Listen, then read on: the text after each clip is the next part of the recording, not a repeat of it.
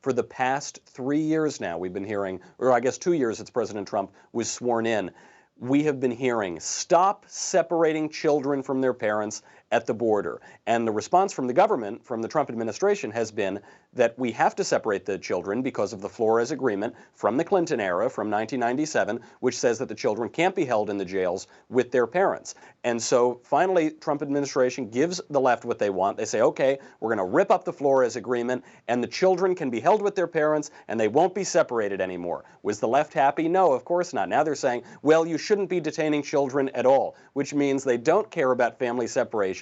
What they care about is that you are arresting illegal aliens crossing into this country at all. What they are doing here, and President Trump is very good at this, is he is making the left show their hand, which is they don't really care about family separation. They didn't care about it when it happened a little bit under Barack Obama. They didn't care about it when the Flores Agreement went into effect in '97. What they care about is that we are trying to stop illegal immigration because they want open borders. They want over 3,000 people a day to come into this country. It's a cynical political strategy, and now they've exposed themselves. They have. And I'll allow our viewers to make the decision about whether you think 20 days, children in a detention center for 20 days separated from their parents, is better than 50 days in a detention center with both of their parents. You can decide which is more detrimental to the mental health. The fact of the matter is, and we talked about this in the introduction when I said that the number of so-called family units has increased by 300% in the last year.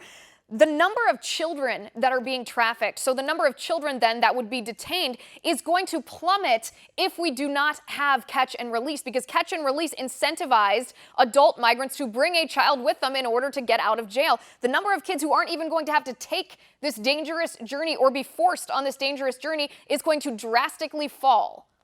Of course, when we hear about the left talking about compassion and how the right doesn't have any compassion for these poor immigrant children, they seem to leave out all of the actual cases that are going on, all of the actual consequences of their open borders policy. You heard those stories about a month or so ago out of Tijuana, Honduran women who are staying at shelters, who have their children, who can't go to work, can't even leave their children because there are unscrupulous men who are going around trying to purchase children for $150 or $200. They know, as you said, that children are a get-out-of-jail-free card, quite literally. And the number that you cited, that a third of women and girls who cross that border illegally are raped or sexually assaulted on the journey, according to Fusion and Amnesty International through the Huffington Post, so these are left-wing sources, those numbers could be as high as 60 to 80%. So when we're talking about compassion, when we're talking about care for our fellow humans, ask who is really showing the moral high ground here? Who is really showing compassion?